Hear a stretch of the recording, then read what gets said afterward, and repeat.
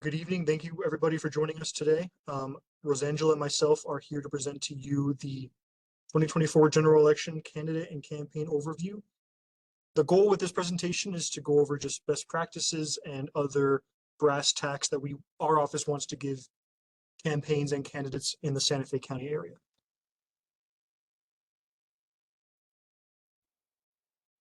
And like I said, it's Rosangela Ortiz, Chief Deputy Bureau of Elections, and myself, Mitchell Cox, Voter Outreach Coordinator, will be leading the presentation today. So what to expect from this presentation? We can't, of course, tell you how to win, but we will share what the best practices are. We can tell you how to best utilize data available to you in this office, which there is an abundance of data at your fingertips as a candidate or a campaign. And our office wants to work with you to make sure Santa Fe County continues to be a high voter turnout county. We were the highest turnout county among large counties in New Mexico pretty consistently for the past 3 or 4 elections, and we want to continue that streak. We're all on the same team. We call it team turnout. So an overview of what to expect going forward with this presentation. We'll have some basic elections 101, just basic brass tacks about the upcoming election.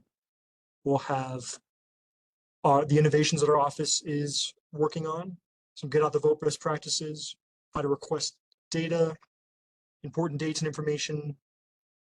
We'll have the online absentee ballot portal system, best practices for communication, Santa Fe.vote, understanding our website and those resources, and then of course election night results, and then prep and outreach that our office does.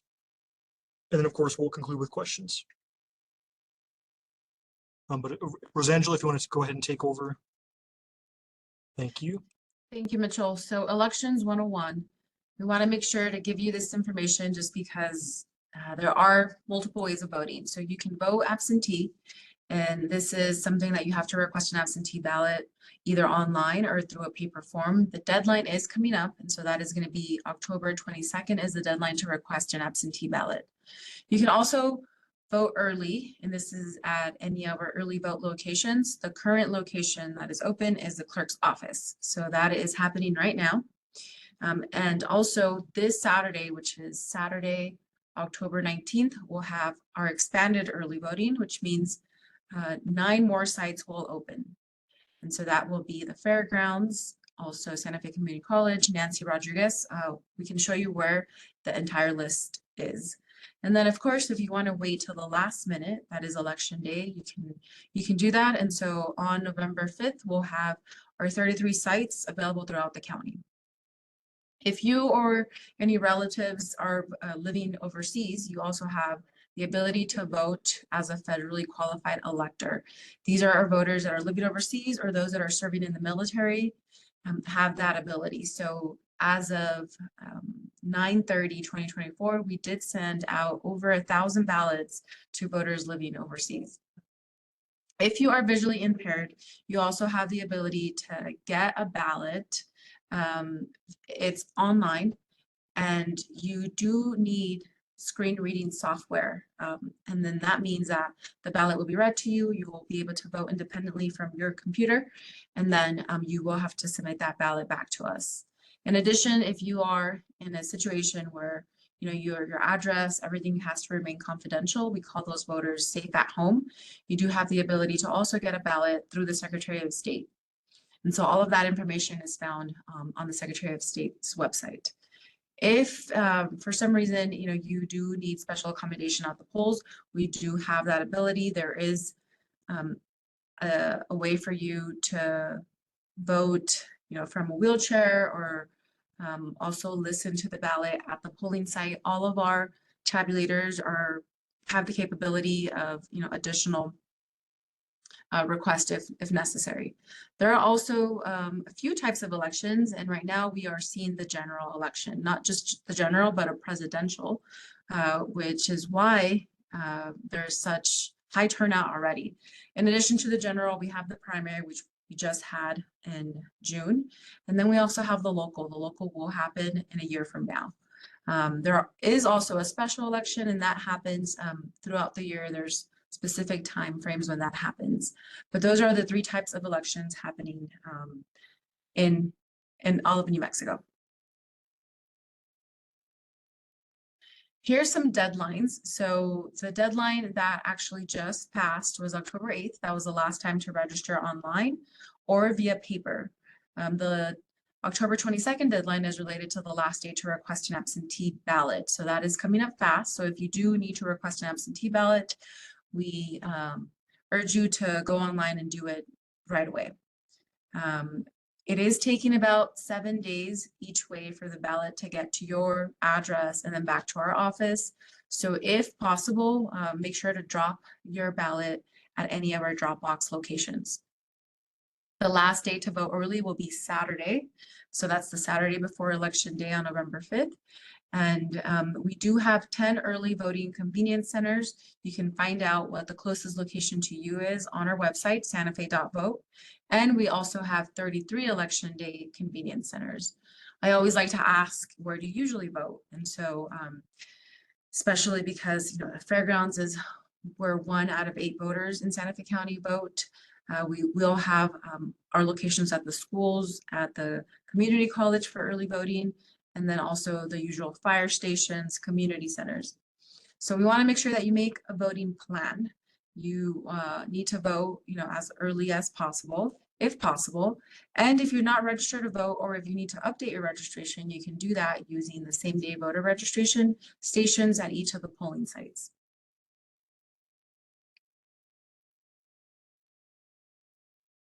What's on the ballot? Our website does have that information already. So we do have a United States President, U.S. Senator, U.S. House Representative, State Senate, State Representative. The list is there. However, on the back of the ballot, there are a lot of constitutional amendments, bond questions. The city has a bond question. The county has a few bond questions. So we want to make sure that you are prepared. And so you can go into nmvote.org and print out the sample ballot, or just review the sample ballot, so that when you do go vote, you're not there reading, you know, for a long time. So please download your sample ballot and be prepared, because it is a 2-sided ballot and there's a lot of text in the back. So also visit our website. We do have all of that information on our website. In addition to reading the ballot questions and the bond questions and bond measures, of course, there are candidates. So our 2024 general election candidate list is available. You can review all of those candidates, and then also perhaps visit their website, and then make sure that you make you know, the choice you want after you review the choices. So now we can hand it over back to Mitchell to review some of the 2024 innovations that we are rolling out this election. Thank you, Rosangela. Yes, 2024 has been a big year for us, rolling out some new initiatives and innovations, including our Bluecrest ballot sorter, which, and that in addition to our joggers and counters, will help streamline our absentee intake process, especially as New Mexico continues to expand not only who is eligible for absentee ballots, but who they're most accessible for. And we keep on getting more and more folks interested in voting by mail every year, similar to our neighbors in Colorado, who are entirely vote by mail states. We don't know for certain, of course, if that's what the future holds. It's up to the legislature, not us. But we are prepared for a much larger volume than what we currently get. Also new this year is our Pause at the Polls program. We're working with Espanola Humane at a few different voting locations. There will be a press release about that later this week, discussing the details, but we are excited to work with Espanola to get some adoption events at some of our polling sites. Of course, no pets allowed in the voting location. This year, we're also introducing our translation devices for, you know, especially for our language minorities who speak other than English and Spanish. It benefits us to be able to communicate with our population at the polling locations. We have now, new to this election because of the large turnout, specific voting parking spaces at the clerk's office, and then of course for our other voting locations as well. including moving a lot of our staff parking over at the city to free up some space for voting at our office. We've also introduced personal security badges, which are available to our team to help enhance, the security that, because every single, aspect, chain of custody, we want to ensure is secure, and we want to ensure that our staff has the authority to handle those situations. We have what we call kids voting. It doesn't mean kids are casting real ballots. It's at certain voting locations, we have the option for kids to cast a mock ballot in a mock voting machine. It's the same experience as going to the polls and voting in real time, but the ballot it just asks a bunch of non-political questions, such as favorite ice cream flavor, favorite day of the week, and then kids can get a prize for participating. I wish regular voters could get a prize too, beyond just an I voted sticker, but wishful thinking. Our Project Bruno, which is our tabulator security program, recently won an award, and we'll go over that in the next slide. But that ensures that our voting machines are safe from tampering, which we have never had any issues with tampering in the past, but this is more of a preventative measure for the future of our election security programs. And of course, we have a coordinated Get Out the Vote campaign specifically targeting younger demographics, but also our older demographics who are reliably voting, but maybe are not as easily accessible as they once were. And then pilot program for secure poll challenger data. That's new, of course, this year as well. We don't need to go into details there, but that's it helps enhance the security at each polling location, because political parties and organizations are allowed to have challengers at each voting location, but we want to ensure that both the challengers and our poll workers are safe at every polling location. So we already went over our Project Bruno Award, which won at the bottom there, the 2024 Guardian Award from Election Center. We also received, in addition to that, recognition from NACO and the EAC, the Elections Assistance Commission, for our efforts in public information, resiliency with infrastructure, and then technology. I'll go ahead and pass the torch back to Rosangela. Thank you. So as a candidate, you do have the ability to request data. And so if you go on our website, that information is found there under elections, candidates, and campaigns. So voter data, however, is not subject to IPRA. However, you do have the ability to request data of those who have already voted or who have requested an absentee ballot. So the absentee register is free and is automatic. So you just provide us the form, your email address, and you will get that data 3 times a day. There is, however, other data you can request, which does have a fee, and all of that information is on our website. So again, we want you to be as informed and have all the data required to make sure that your campaign, your election is smooth.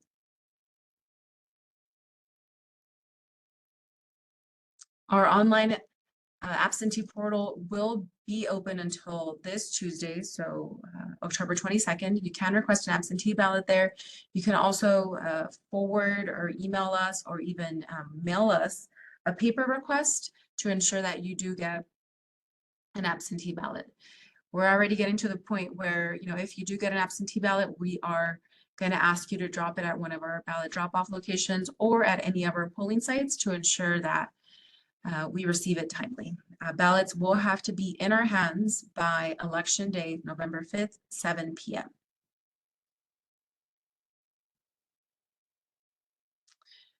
The absentee register, we mentioned it earlier. It is a list of voters who have already voted early or have requested an absentee or returned an absentee ballot. And so again, this data is for you to use for your campaign and to make sure that you have the most recent information available.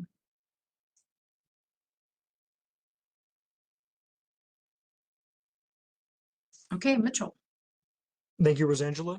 So we want to go over briefly just some of our Get Out the Vote best practices that we are working with campaigns on, ensuring that, everyone votes. That's the end goal of our office, and it should be yours as a campaign as well. So our office is very strongly encouraging voters to vote early.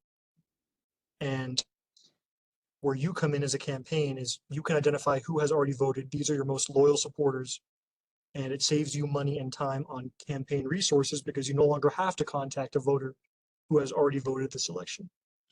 So in addition to encouraging folks to vote early, it doesn't just save them time on election day, it saves you, the campaign, time, money, and resources. Which is why you should update your call, mail, and knocking lists daily. And we advise that 3 to 4 hours old is too old. That absentee register that you can sign up for is the best bet for keeping up with that data because it's not just absentee like mail-in voting. It also includes folks who voted early in person. It's just called absentee register because technically early voting is considered in-person absentee voting because you won't be voting on election day, but it functions the same way. That list has all the data that you need as a campaign. And then the absentee register, of course, it's the exclusive way to receive that data according to statute. There's no other way to receive legit and accurate voter data other than from the absentee register. And then we'll go over briefly some important dates that we already went over. September 21st was when FQE ballots were first sent. These are the first voters, often military overseas voters. October 8th, which was passed, was the first day of early voting, last day to vote, register online, and the same time, same day registration begins as well. October 19th, which is this Saturday, is when expanded early voting starts. And that's 9 additional locations on top of the clerk's office throughout the county. And those are open slightly different times. Saturdays 10 to 6, Tuesday to Friday 11 to 7. And that's from Saturday the 19th all the way through November 2nd. The 22nd is the last day to request an absentee ballot. It takes 7 days each way. So after the 24th is really when folks should consider dropping instead of mailing their ballots, which a lot of folks are opting to do regardless. And it's a good system. The ballot gets right to us the same day. And of course, we went over November 2nd, last day of early voting, and then November 5th, election day. We call it last chance voting because there's going to be long lines. And that's why we encourage folks to vote early, especially in a presidential. And then best practices for communication between your campaigns and us. Engage early. As campaigns, you are likely more exposed than we are to misinformation that might come up online. When it comes to specifically misinformation about elections, like how they're run, if there's any questions to the legitimacy of our elections, you should communicate that to us as soon as possible and come to us before you come to the media, especially because our office can help debunk claims that otherwise well-meaning voters may believe. So it's best to use a clear communication channel with the elections at Santa Fe County nm.gov. You can also reach out to Rosangela or myself directly. Our contact information is on the website as well. And then of course, keep everything professional and respectful. We understand that everyone has their political differences and we are not part of course, any campaign. We can't side one way or another, but we all want to work together and support the candidates in the Santa Fe County area who are choosing to run for office and represent their community. We're all on the same team. We call it Team Turnout. And then SantaFe.vote is the website that we manage. We call it the one-stop shop for voting information in Santa Fe County. Resources there include voting district maps, FAQs, polling locations, drop box locations, vote tracking, which has now moved to Ballot Scout, which is a statewide system, but we still are keeping up with ensuring that folks can track their absentee ballots. And then on our website as well, our resources, the real-time turnout tracking tool. Today, we just surpassed 10,000 voters already. For reference, in the primary, we had just over 30,000. So we're already 1/3 of our primary turnout, and we only have 1 voting location open and some absentees that have returned. So we're doing very well so far. And we expect to continue this high turnout all the way through election day. And then of course, on election night, the results will all come for every single county in New Mexico to the Secretary of State's website. You can filter it by county, by district to see who's winning. A lot of folks might just care about presidential this time around, but if you're curious about local races, your best bet is to click on the county of interest, Santa Fe County. We'll also have this hosted on our website, but that'll be specific to just Santa Fe County, not the whole state. And then our office aims to do our first drop of both early voting and absentee results right at 7 p.m. on election night.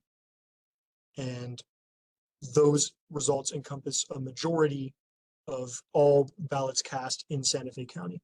It is now the general election. So this year, we've also, of course, expanded our outreach programs to not just high schools, but senior centers, pueblos, and then the roundhouse as well. Our goal is to be active in the community and support different target groups here in Santa Fe County. And then our elections prep also includes site visits, election tech training, machine certification to ensure that not just a few select members, but a large majority of our staff is equipped to assist with any concerns or technical difficulties that may come up.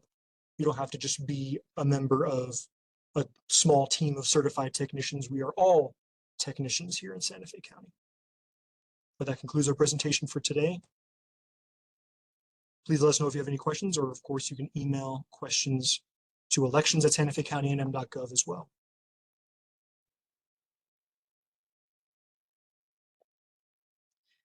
Thank you, Mitchell. And yes, this is our contact information. That is possibly the best, fastest way to contact us is through email, elections@santafecounty.nm.gov, or you can give us a call. We are already starting to see the energy, every single site that we're setting up this election, people are ready to vote. And so, please make a plan. Please vote early if possible. And if not, election day will be the last time to vote. And we thank you for taking the time to listen to this presentation. And if you need any information from us, we are here to assist in any way. Thank you. Thank you, everyone.